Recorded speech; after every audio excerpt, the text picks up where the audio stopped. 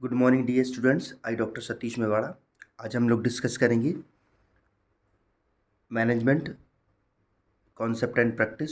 ये subject MBA first semester, BBA, BCom और MCom तीनों के फर्स्ट सेमेस्टर में सब्जेक्ट है। यह तीनों जगह आप इसको यूज़ कर सकते हैं इस वीडियो को। ठीक है, हम लोग डिस्कस करते हैं। फर्स्टली हम लोग समझते हैं मैनेजमेंट क्या होता है, व्हाट इज़ मैनेजमेंट। तो फर्स्टली हम लोग देखते हैं मैनेजमेंट। मैनेजमेंट मीन्स क्या होता है। एक सिंपल सी लैंग्वेज में मैं आपको डिस्क्राइब करता हूँ कि maximum utilization of resources. Maximum utilization of resources. Maximum means ज़्यादा से ज़्यादा, यूटिलाइजेशन माने यूज़ ऑफ रिसोर्सेज। रिसोर्स मतलब साधन और संसाधन। इट मीन्स आपके पास यदि माइंड है, आपके पास मेन पावर है, ठीक है, और किसका ज़्यादा। रिसोर्स मतलब क्या होता है, M4। M4 का मतलब होता है resource. What is M4? First man, machine, money और मटेरियल। इन चारों का maximum utilization of resources. Resource means M4। Man मतलब व्यक्ति, machine, I think you are visual, ठीक है। मैन, मशीन, मनी और मटेरियल, ये चारों को M4 बोलते हैं क्योंकि चारों M से स्टार्ट होते हैं। इन चारों का ज़्यादा से ज़्यादा उपयोग करना ही मैनेजमेंट होता है। ठीक है, मैक्सिमम मतलब ज़्यादा से ज़्यादा, यूटिलाइजेशन मतलब यूज़ ऑफ रिसोर्स मतलब ये चारों का यूज़ करना ही मैनेजमेंट होता है। ठीक है, मैनेजमेंट का एक और छोटा सा कॉन्सेप्ट होता है डियर स्टूडेंट्स, POSDCORB।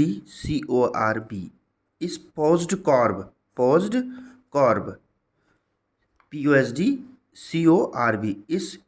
इस पॉज्ड कॉर्ब को भी हम लोग मैनेजमेंट कहते हैं। What is POSDCORB? First, ठीक है, मैं वन बाय वन यहाँ। P मतलब होता है प्लानिंग, O मतलब होता है ऑर्गेनाइजिंग,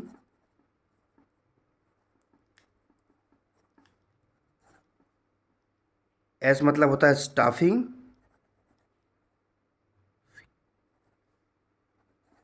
D मतलब होता है डायरेक्टिंग, CO को हम दो बार पढ़ते हैं, ध्यान रखना स्टूडेंट। C और O को हम दो बार, पहले बार हम पढ़ेंगे कंट्रोलिंग और सेकंड टाइम में पढ़े हम कोऑर्डिनेशन। और R को हम रिपोर्टिंग 7 नंबर, और लास्ट हम B को पढ़ेंगे 8वें नंबर पे, 8 नंबर पे बजटिंग। ठीक है, अभी क्या होते हैं पॉज्ड कॉर्ब। अगर डी स्टूडेंट आपका क्वेश्चन आता है कि व्हाट इज मैनेजमेंट, तो आप लोग लिखोगे maximum utilization of resources, this is management. अगर क्वेश्चन आता है फंक्शन ऑफ मैनेजमेंट, तो हम लोग ये 5 तक जो होते हैं, 1 to 5 पोज्ड को, इसको हम कहते हैं फंक्शन ऑफ मैनेजमेंट। मैनेजमेंट के कितने फंक्शन होते हैं? There are 5 function of management. Management के 5 फंक्शन होते हैं डियर स्टूडेंट्स, ठीक है, फिक्स होते हैं 5। ठीक है, अब पूछता है प्रोसेस ऑफ मैनेजमेंट, तो हम लोग 3 प्रोसेस और बढ़ा देते हैं। ठीक है, अगर पूछता है, देखिए ये जो 1 to 5 है, ये फंक्शन ऑफ मैनेजमेंट है। ये क्वेश्चन क्या बनेगा? Function of management.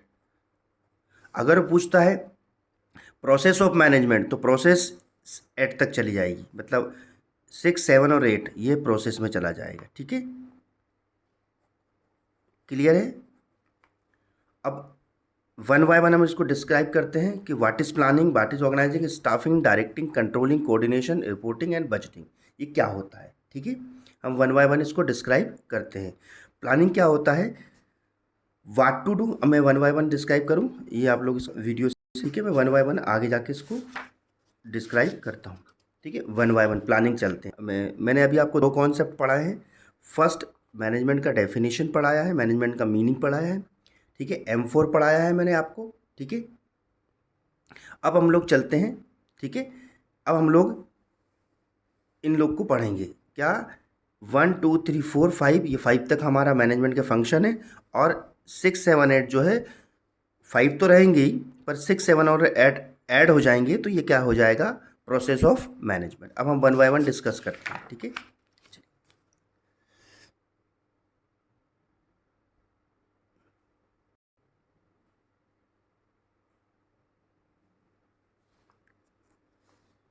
फर्स्टली हम लोग देखते हैं प्लानिंग। बहुत सिंपल सी डेफिनेशन है प्लानिंग की, कि what to do, why to do, when to do, how to do और वेयर टू डू। मीन्स कब, कैसे, कहाँ, क्या करना है, इसको हम, ठीक है, प्लानिंग कहते हैं,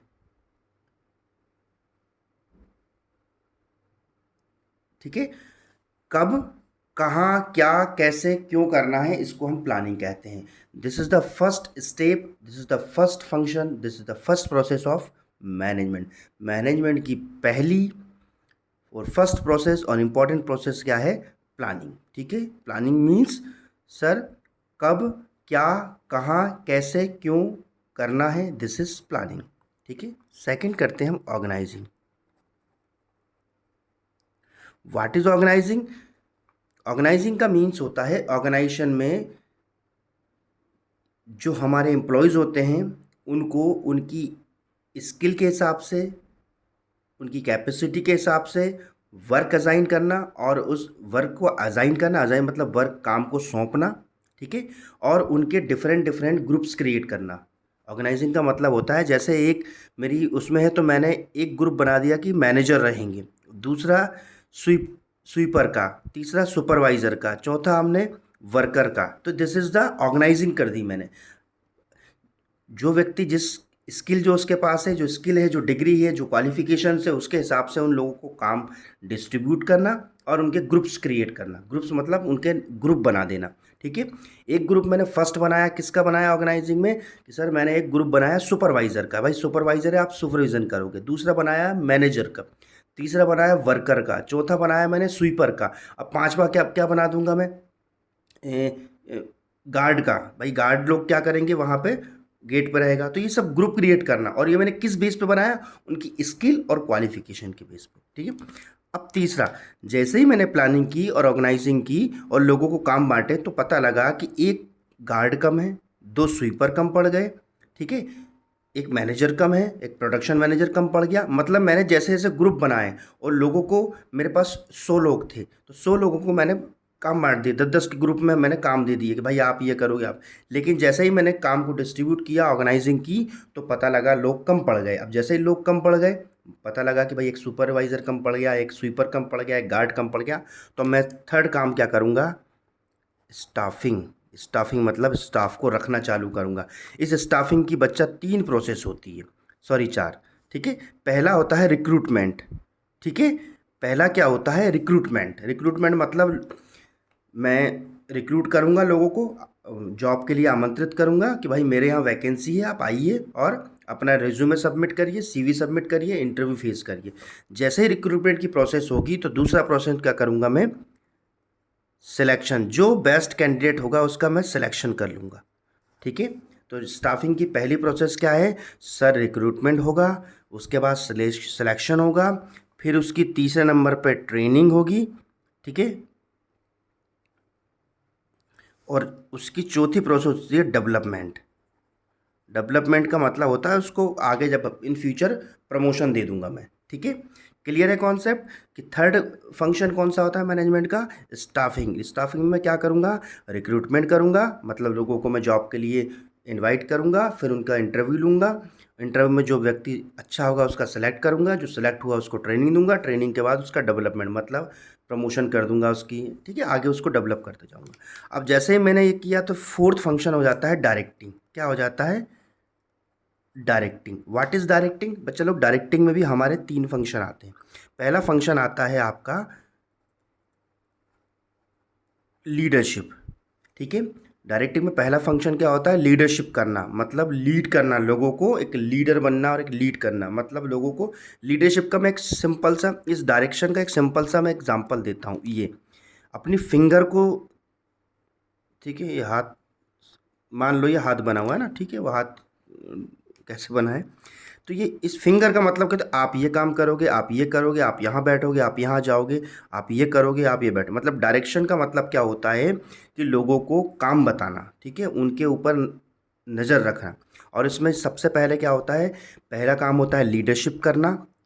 फर्स्ट ये ध्यान रखना, कोई पूछता है कि स्टाफिंग के फंक्शन कौन से हैं, तो स्टाफिंग के 4 फंक्शन हैं। कोई पूछता है कि डायरेक्टिंग के कितने फंक्शन है, तो सर पहला फंक्शन है डायरेक्टिंग का, ध्यान रखना। लीडरशिप डायरेक्शन का फंक्शन है, मैनेजमेंट का फंक्शन नहीं है। सिलेक्शन स्टाफिंग का फंक्शन है, मैनेजमेंट का फंक्शन नहीं है, ठीक है। हाँ, स्टाफिंग जो है वो मैनेजमेंट का फंक्शन है। क्लियर ये कॉन्सेप्ट। लीडरशिप, मोटिवेशन, कम्युनिकेशन, ठीक है, ये 3 फंक्शन होते हैं डायरेक्शन के। लीडरशिप करना, लोगों को लीड करना, उनको मोटिवेट करना। मोटिवेशन के हम आगे पढ़ेंगे, मोटिवेशन की थ्योरी। मोटिवेशन क्या होता है, मोटिवेशन का सिंपल सा मतलब होता है urge to person to right button. Motivation का सिंपल सा example, urge to person to right button. Urge मतलब होता है उकसाना, किसी व्यक्ति को काम के प्रति उकसाना मोटिवेशन कहलाता है। किसी व्यक्ति को उसके काम के प्रति उकसाना मोटिवेशन कहलाता है। अब वो कैसे उकसा सकते हैं हम उसको, नेगेटिव पॉजिटिव दोनों तरह से। Monetary, non monetary. मॉनेटरी मतलब होता है मनी, और नॉन मॉनेटरी मतलब होता है बिना मनी। तो कैसे, यदि मैं उसका डिमोशन कर दूं, प्रमोशन कर दूं, तो मोटिवेट हो जाएगा, ठीक है। मॉनेटरी मतलब मैं उसको बोनस दे दूं, कमीशन दे दूं, ठीक है। नॉन मॉनेटरी मतलब उसकी प्रशंसा कर दूं, उसका ट्रांसफ़र कर दूं, ठीक है। ये नॉन मॉनेटरी फंक्शन होते हैं। तो लीडरशिप के सॉरी डायरेक्शन के 3 फंक्शन हो गए। अब लास्ट आता है कंट्रोलिंग। स्टूडेंट्स, हर ऑर्गेनाइजेशन में ये 4 फंक्शन स्ट्रिक्टली फॉलो होते हैं, इसको लोग भूल जाते हैं, और जब ये भूल जाते हैं तो मैनेजमेंट इसलिए फेल होता है। कंट्रोलिंग का मतलब होता है, सिंपल सा मतलब, हायर एंड फायर। जो अच्छा काम कर रहा है उसको हायर करो, जो बुरा कर रहा है उसको फायर करो, ठीक है।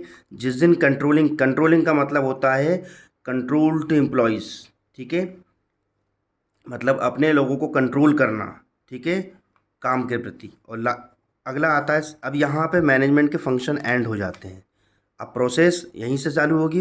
ये 5 तो रहेंगे, प्रोसेस में छठा क्या आ जाएगा, मैंने बताया था सी को 2 बार पढ़ना है। कंट्रोलिंग के बाद coordination. What is coordination, coordination मतलब लोगों के साथ मिलजुल के तालमेल बिठा के काम करना। 7 नंबर पे आता है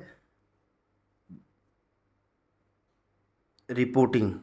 अब जो हमने ऊपर किया है, ये जो किया है इसकी रिपोर्ट करना टॉप अथॉरिटीज़ को, ऊपर वाले बैठे लोगों को। और लास्ट आता है बजटिंग। अब जो हमने जो किया है इसके लिए पैसा चाहिए। बजटिंग का सिंपल सा मतलब कैश से होता है। देखिए, प्लानिंग और बजटिंग दोनों सेम होते हैं, दोनों का मीनिंग सेम होता है, दोनों फ्यूचर के लिए होती है। लेकिन इसमें और इसमें फ़र्क ये है कि ये कैश और नॉन कैश दोनों की हो सकती है, बट बजटिंग हमेशा कैश की होती है। बजटिंग का मतलब क्या होता है, ये काम करने के लिए पैसे का इंतजाम करना, कितना पैसा लगेगा, लीडरशिप में कितना लगेगा, स्टाफिंग में कितना, ऑर्गेनाइजिंग में कितना लगेगा, प्लानिंग में कितना लगेगा, कंट्रोलिंग में कितना लगेगा, पैसा जितना चाहिए उसका बजट बना के टॉप अथॉरिटी को प्रेजेंट करना, ठीक है।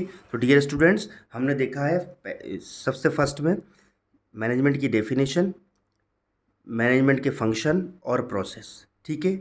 अब मैं एक और चीज़ करता हूँ, level of management. Level of management, जो मैनेजमेंट वो कितने लेवल पे चढ़ता है, स्तर पे, समझ रहे हैं ना। जैसे आपके घर में सबसे पहले कौन हो, दादाजी, उनके नीचे पिताजी, फिर आप या माताजी, तो 3 लेवल हो गए ना आपके घर में। वैसे ही 3 लेवल पे मैनेजमेंट चलता है। जैसे आपके घर में चलता है, सबसे ऊपर दादाजी, फिर पिताजी, फिर माताजी, तो 3 लेवल पर डिसीजन चलते हैं, ठीक है। तो सबसे पहला होता है टॉप लेवल पर, पहला डिसीजन किस लेवल पे होता है, टॉप लेवल पर। फिर होता है मिडिल लेवल पर, ठीक है। फिर थर्ड होता है लोअर लेवल पर। इसमें कौन लोग होते हैं, इसमें होता है कंपनी का बॉस, चेयरमैन, डायरेक्टर, डीन, ठीक है। कौन कौन होते हैं इसमें, चेयरमैन, डायरेक्टर, डीन। चेयरमैन होता है, डायरेक्टर होता है। इस डिसीजन को लेने वाले कौन होते हैं, चेयरमैन और डायरेक्टर। इसको लेने वाले कौन होते हैं? मैनेजर्स। जैसे प्रोडक्शन मैनेजर, सेल्स मैनेजर, इसको लेने वाले कौन होते हैं? मैनेजर। और लोअर लेवल को सुपरवाइजर। ठीक है, तो 3 लेवल पे चलता है। सबसे पहले चेयरमैन लेवल पे, चेयरमैन और डायरेक्टर ऑर्डर देते हैं मैनेजर को। और ये तो ध्यान रखिए, ये ऑर्डर ऐसे चलता है, अप टू डाउन, मतलब ऊपर से नीचे। ठीक है, और ये लोग ऑर्डर देते हैं। जब ऊपर से नीचे हो तो ध्यान रखना ऑर्डर फॉर्म में चलता है, और नीचे से ऊपर हो तो रिक्वेस्ट फॉर्म में। क्योंकि इसको अगर सैलरी बढ़ानी है तो ये ऊपर यहाँ रिक्वेस्ट करेगा, फिर यहाँ करेगा, ये इसके पास भेजेगा। इसको अगर कोई ऑर्डर देना है तो ये सीधे लोअर को नहीं देगा, ये मिडिल को देगा, मिडिल लोअर को देगा। ठीक है, तो लेवल ऑफ मैनेजमेंट, 3 लेवल पे मैनेजमेंट चलता है। ठीक है, हम लोग अभी नेक्स्ट वीडियो में मिलते हैं मैनेजमेंट के प्रिंसिपल के साथ। ठीक है, थैंक यू सो मच।